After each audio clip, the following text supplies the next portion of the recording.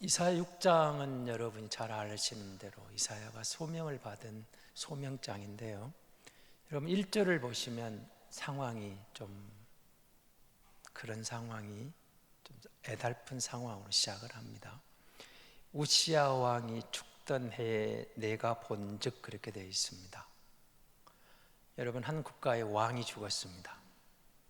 어떤 상황이겠습니까?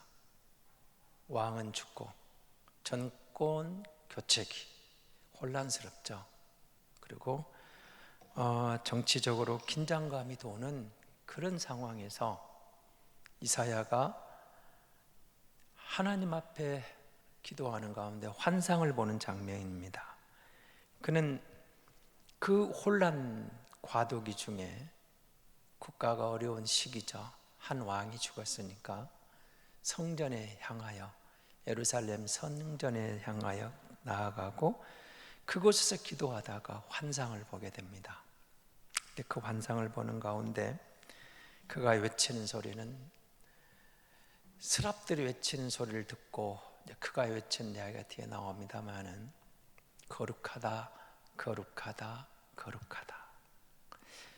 천사로 말할 수 있는 이 스랍들이 등장을 해서 거룩하다, 하나님의 거룩하신 분이라고 세 번.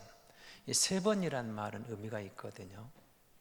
우리나라가 만세 삼창도 하고 우리 교회가 기도할 때 주여 삼창도 하는데 어떤 분들은 이 이사야가 말하는 거룩하다 이곳에서 혹시 삼창을 가져오지 않았나 그렇게 말하는 분들도 있어요. 그러니까 주여 세 번도 거룩하다, 거룩하다, 거룩하다 이렇게 말하면 있는데 근거는 그럴 수도 있고 안 그럴 수도 있겠죠.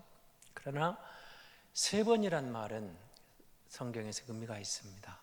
하나님의 수로 완전하다, 거룩하다, 거룩하다, 거룩하다, 완벽하신 거룩한 하나님을 이야기하는데 여러분이 구약 성경을 읽어보시면 알겠지만 사실은 이사야 선지자가 이 하나님의 거룩하심에 대해서 제일 먼저 고백합니다.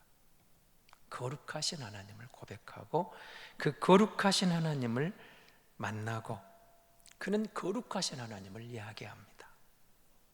구별된 하나님이라는 거죠. 그러면서 뭐가 나오죠? 그 하나님이 완벽하게 거룩하신 하나님에 비해서 내가 누구인가를 깨닫는 겁니다. 나의 죄성이 드러나는 겁니다. 여러분 적어도 이사야 선지자 정도 되면 우시야 왕이 죽고 나라가 혼란스러울 때 성전을 향해 나아가서 뭘 기도했겠습니까? 나라와 민족을 위해서 이 땅을 위해서 기도했겠죠. 하나님 이 상황이 잘 극복되고 좋은 왕이 들어서서 혼란기를 안정시키면서 여호와의 백성으로 회복되는 그런 국가 이런 기도가 나오지 않았겠습니까? 그러니까 적어도 이사야 선지자 정도면 지금 타락한 백성들에 비해서는 그래도 거룩한 지도자다 그렇게 볼 수 있는 상황 아니겠습니까? 그런데 환상 중에 천사들이 하는 이야기를 듣고 그 상황을 보면서 너무 거룩하신 퍼펙트한 하나님의 거룩함에 비추어 보니까 나는 감히 거룩하다는 것자도 끄집어내기 어려울 죄인인 것을 발견한 겁니다. 하나님의 완벽하신 거룩함에 비추어서 나는 죄성으로 가득한 죄인입니다. 고개를 들 수가 없는 거죠. 감히 나는 하나님 앞에 설 수 없는 존재입니다. 이걸 깨달은 거예요. 그래서 그걸 발견하고 얼마나 절망감을 느꼈겠습니까? 탄식이 나오겠죠. 그런데 뜻밖의 상황이 전개됩니다. 스랍 중에 한 명이 어떻게 했죠? 그 제단에 있는 핀숯입니다. 그러니까 지금 이 핀숯이란 말은 불이 타고 있는 숯이라는 뜻이겠죠. 꺼진 불, 적셔진 불이 아닌 핀숯을 가져다가 이사야 입에 대요. 그러면서 선언을 합니다. 네 죄가 용서됐다. 네 죄가 사해졌다. 이 수치 너에게 다. 이제 물론 그 당시 성전에서 여러분 제단에 있는 그러니까 성소가 어떤 곳인가를 보시면 알겠죠. 죄가 용서받는 곳입니다. 그러니까 핀 숯을 가져다가 이사야의 입술에 대는 순간 너의 죄가 다 사해졌다, 용서해졌다 선언하는 은총을 입게 되는 겁니다. 그렇습니다. 제단에 있는 핀 숯은 사람들의 죄를 없앨 수 있는 그런 도구였던 거죠. 그런데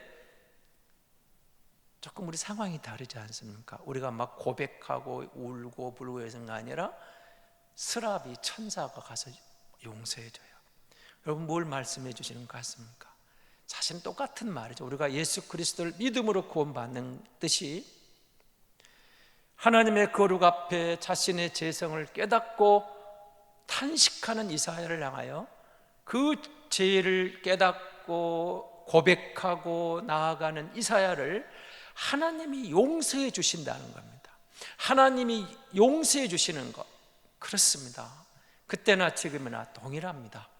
하나님은 우리가 말씀 앞에 설 때, 상황 앞에 설 때, 시대 앞에 설 때 그 말씀의 거울에 비춰보며 여호와를 향하여 나의 죄를 깨닫고 탄식할 때, 어찌할 바를 모를 때, 우리가 그 앞에 고백하고 용서를 구할 때 외면하지 않고 우리를 용서하시고 우리를 받아주시고 우리를 용납하시고 우리를 긍휼히 여기시는 하나님은 같은 성품인 겁니다. 하나님은 동일하십니다.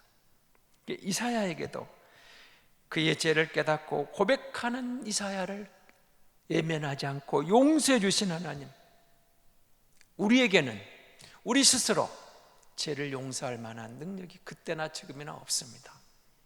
만약에 이사야가 타고 있는 숯불을 갖다가 자기 입에 스스로 댔다면 무슨 일이 일어났겠습니까? 죄가 용서되는 거 아니라 이사야 입술이 데었겠죠. 뜨거운 숯을 갖다가 입에 댔는데 입술이 타든지 입술이 데든지 뭐 화상을 입었을 거 아니겠습니까? 그러나 그 스랍이 가져와서 입술에 댔을 때 화상을 입은 게 아니라 죄가 용서받았다는 겁니다.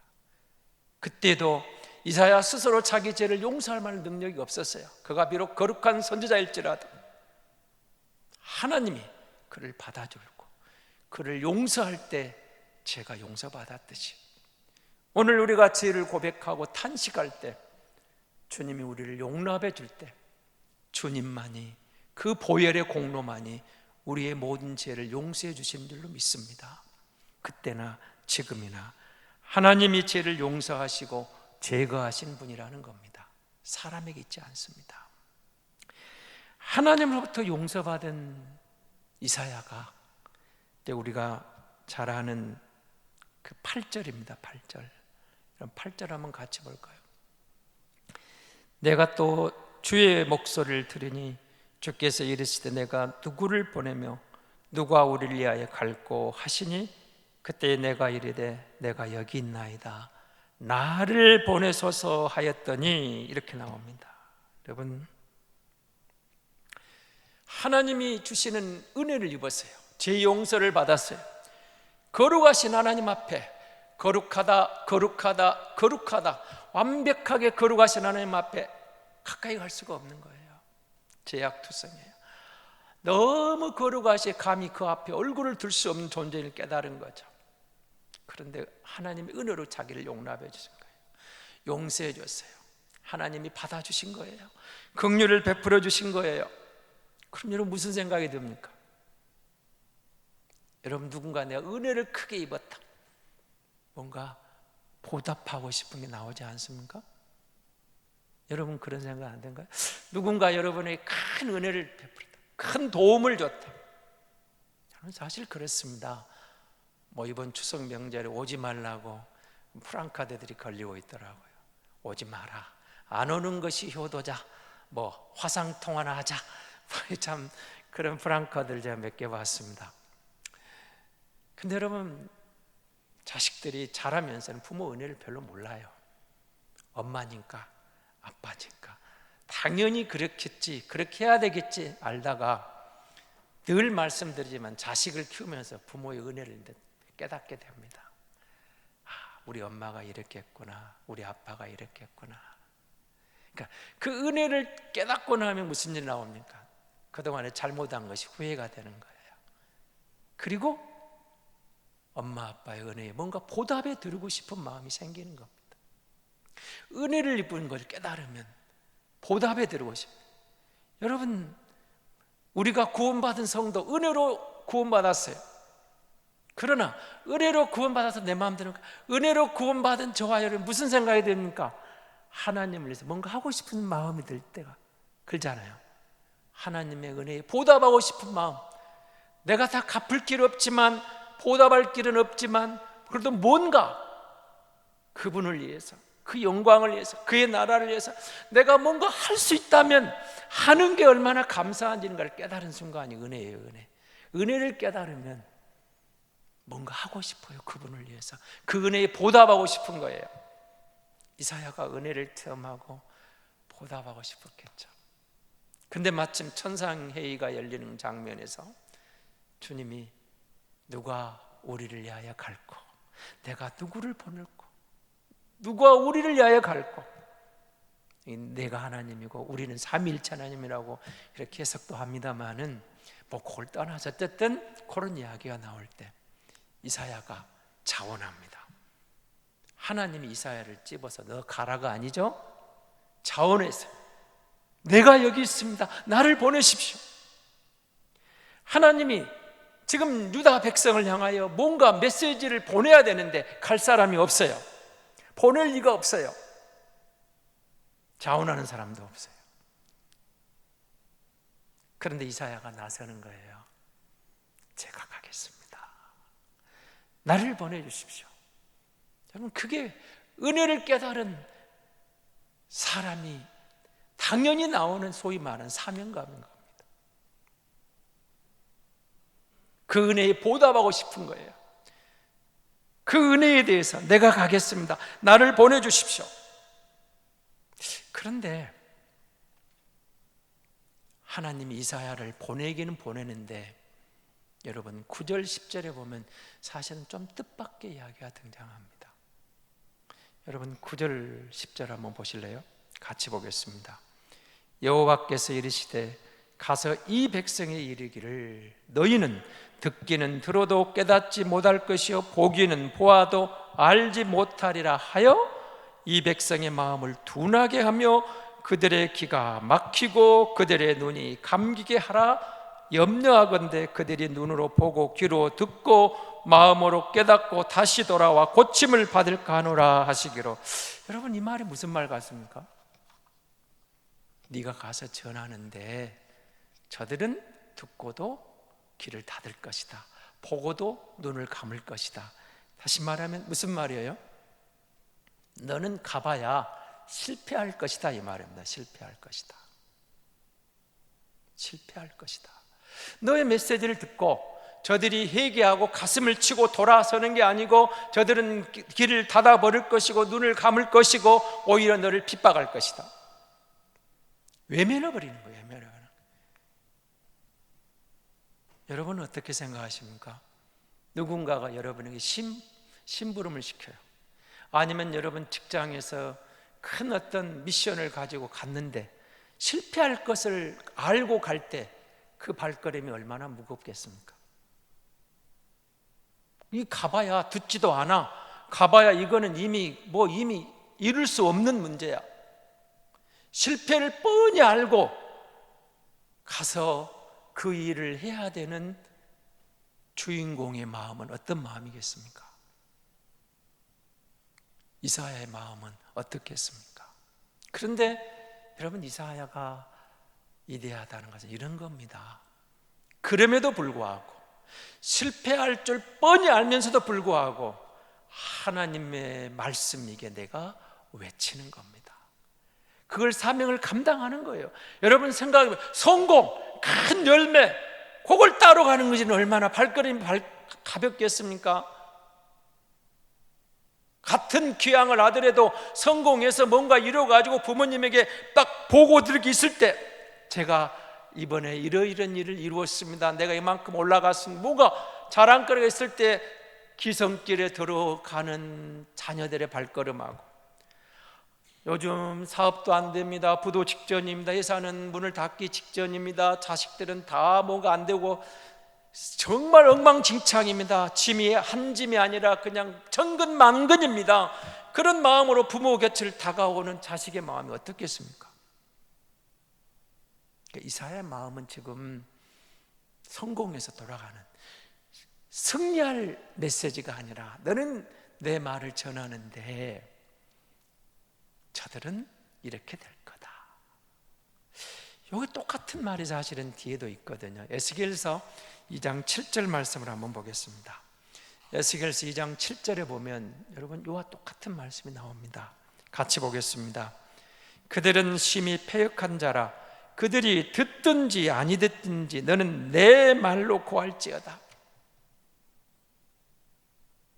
듣든지 아니 듣든지 너희가 듣기는 들어도 깨닫지 못할 것이요 보기는 보아도 알지 못하리라. 왜 그랬을까요? 그만큼 유다가, 예루살렘 백성이 완악해졌다는 거예요.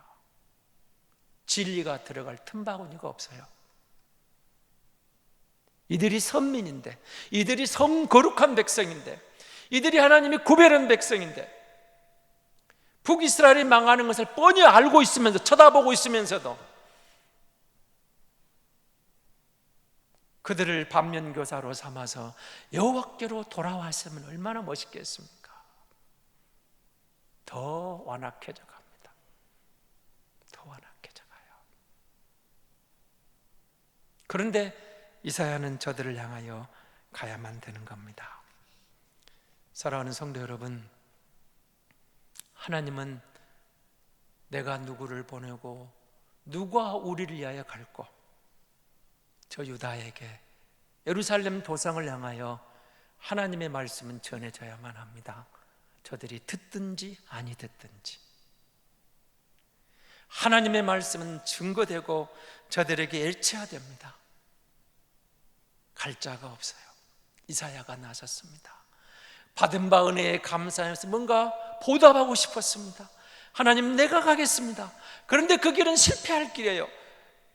여러분, 요나가 니느웨 도성을 향하여 외칠 때 3일 길이었지만 하루 만에 대충 전했는데 온 백성이 회개해버려서 니느웨가 다 돌아오는 그런 놀라운 역사가 이들에게 나타난 게 아니라 그 반대, 듣든지 아니 듣든지 하나님의 말씀이 전해지는데 저들은 내면해요. 듣고도 깨닫지를 못해요. 보고도 알지를 못해요. 길을 막아버렸어요. 눈을 닫아버렸어요. 마음이 완악해졌어요. 진리의 말씀이 들어갈 틈바구니가 없는 거예요. 어쩌면 오늘 조국의 현실은 아닐까요? 교회는 위상이 추락했고,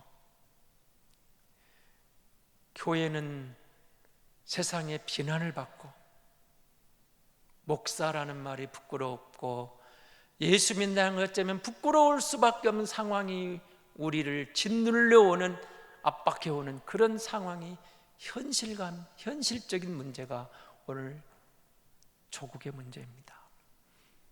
그런데 이때에 우리가 이사야의 마음을 한번 보십시오. 하나님의 말씀은 어떨까요? 누가 나를 위하여, 누가 우리를 위하여 진리를 선포할까? 내 마음을 전달할까? 내 뜻을 전할까? 이 와중에도 그래도 복음은 전해야 되고, 그래도 진리는 선포돼야 되고, 그래도 저들에게 진리는 들려져야 되는데, 저들이 듣든지 아니 듣든지, 저들이 비난하고 외면하는 것은 그 다음 문제고, 교회의 사명은 진리를 선언하고 진리를 선포하고 진리를 말하고 진리를 들려줘야, 그럼에도 불구하고 예수가 진리다고 바른 진리를 보여주는 교회가, 성도가 되어야 하는데 우리는 어쩌면 실패할 길을 가고 있는지도 모릅니다. 이사야처럼 저들이 고웃음 칠지 모릅니다. 저들이 비웃음을 비웃을지도 모르겠습니다. 그러나 우리 앞에 실패할 것이 뻔히 보일지라도 주님은 교회는 진리를 위해 존재하는 곳이고 성도는 진리가 드러나야 될, 삶 속에서 진리를 보여줘야 될 하나님의 보루라고 말씀하고 계시는 겁니다. 하나님은 천사를 통해서 일하시는 게 아니라, 하나님이 세상을 직접 통치하는 게 아니라 사람을 통해서, 하나님이 주시는 세우신 교회를 통해서, 그 교회, 그 백성을 통해서 하나님은 일하시는 겁니다. 그래서 오늘 이 시대에도 우리에게 저들이 듣든지 아니 듣든지 하나님의 말씀인 성경이 진리라고 교회가 그럼에도 불구하고 외치고, 이제 우리는 메시지가 아니라 삶으로 보여주는, 저들의 비난과 조롱을 우리가 감당하며 토론하는 게 아니라, 논쟁하는 게 아니라, 우리를 변명하는 게 아니라, 그래 우리가 잘못했던 것들은 하나님 앞에 가슴을 치며 마음을 찢고 죄를 무릅쓰고, 하나님 잘못했습니다, 용서해 주십시오, 용서해 주십시오. 참회와 회개 가운데서 거룩하다 거룩하다 거룩하신 그 하나님 앞에 감히 거룩이라는 말을 끄집어낼 수 없는 교회의 모습으로, 성도의 모습으로 보일지 몰라도 그 거룩하신 하나님께서 우리 죄를 용서하셔서 거룩한 백성이라고 인쳐주셨는데, 그 거룩한 교회로, 그 거룩한 백성으로 주님을 향하여 나아가면 주님은 이 교회를 통해서, 우리를 통해서, 나를 통해서 진리를 드러내실 줄로 믿습니다. 이사야를 여러분 보면서 어떤 생각을 갖습니까?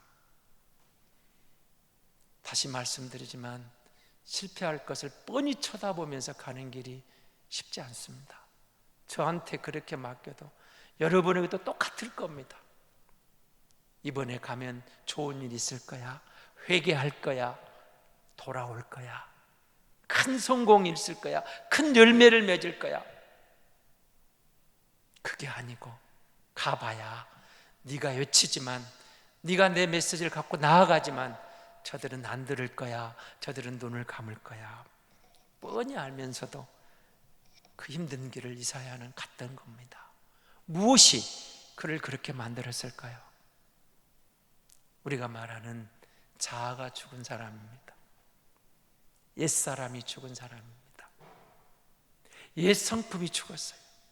여러분, 이제 우리가 옛 자아가 죽었다, 자연인은 나는 죽었다는 사람들입니다. 근데 오늘 우리가, 교회가, 성도들이 교계의 싸움을 보십시오. 교회의 싸움을 보십시오. 죽었다는 그걸 끄집어내니까 계속 그것 갖고 싸우는 겁니다. 옛사람은 죽었는데, 옛 자아는 죽었는데. 보십시오. 여러분, 이사야는, 자연인은 이사야는 죽었고 소명받은 소명인 이사야가 다시 태어나는 겁니다. 옛 성품이 죽고 새로운 자아가 태어난 거예요. 그래서 여러분, 이제 무슨 일이 나오는 겁니까? 자신의 꿈을 성취하려고 내 모든 욕심과 욕망에 따라 사는 삶이 아니라, 내 삶을 통해서 나를 용서하신 그 하나님의 꿈을 이루기 위해서 달려가는 사람이 새로운 자아로 사는 사람인 겁니다. 그렇기 때문에 그는 실패가 두렵지 않았던 겁니다. 왜요? 메시지보다, 결과보다 더 중요한 것은 메시지의 내용이었던 겁니다. 하나님이 주신 말씀, 하나님이 주신 말씀, 듣든지 아니 듣든지 진리의 말씀은 선포. 이것이 진정한 교회요, 참된 신앙인의 모습입니다. 옛자아가 죽었고 새 자아가 살아났습니다. 자연인인 나는 죽었고 예수 안에서 용서받은 거룩한 사람으로 새로운 사명이, 새로운 소명이 주어진 거룩한 백성의 길, 그것이 좋은 신앙인의 모습인 겁니다. 사랑하는 성도 여러분, 이 부분을 바울이 갈라디아서 2장 2절에서 20절에서 우리가 너무 잘 알고 있는 말씀입니다. 이렇게 말합니다. 한번 보겠습니다. 갈라디아서 2장 20절, 내가 그리스도와 함께 십자가에 못 박혔나니 그런즉 이제는 내가 사는 것이 아니요 오직 내 안에 그리스도께서 사신 것이라. 이제 내가 육체 가운데 사는 것은 나를 사랑하사 나를 위하여 자기 자신을 버리신 하나님의 아들을 믿는 믿음 안에서 사는 것이라. 결국 여러분, 이사야의 길, 바울의 길이 같은 겁니다. 그리스도와 함께 내가 죽었고 이제 사는 건 내가 그리스도가 사는 것이다. 교회의 모습을, 성도의 모습을 이사야의 소명 가운데 하나님 우리에게 보여주시는 것 같습니다. 죽어버린 옛사람, 옛자다가 살아나서 다투고 원망하고 싸우고 분쟁하고, 그게 아니라는 거예요. 새 사람, 새 자, 소명인의 길, 그 길이 어떤 길일까요? 우리 안에 뿌리 내린 옛자를 뽑기는 쉽지 않을 겁니다. 그러나 우리가 그리스도와 함께 새 사람을, 새롭게 된 새 사람이 된 사람들입니다. 우리의 싸움은 육체를 위한 싸움이 아닙니다. 이사야는 비록 그 길이 실패할지라도 묵묵히 그 길을 자원해서 헌신하며 갈 수가 있었습니다. 왜냐하면 그는 거룩하신 하나님을 뵙고 구원의 감격을 체험한 성도로 옛자를 이긴 믿음의 사람이었기 때문에 그렇습니다. 오늘 우리가 그리스도와 함께 십자가에 못 박아 죽어버린 것 때문에 자존심 걸지 말고 그리스도와 함께 새롭게 태어난 그 새 성품, 새 사람, 그것을 향하여 나아가는 교회라면, 성도라면 세상이 아무리 어려워도 저들이 듣든지 아니 듣든지 하나님이 사용하셔서 큰 역사를 이룰 줄로 믿습니다.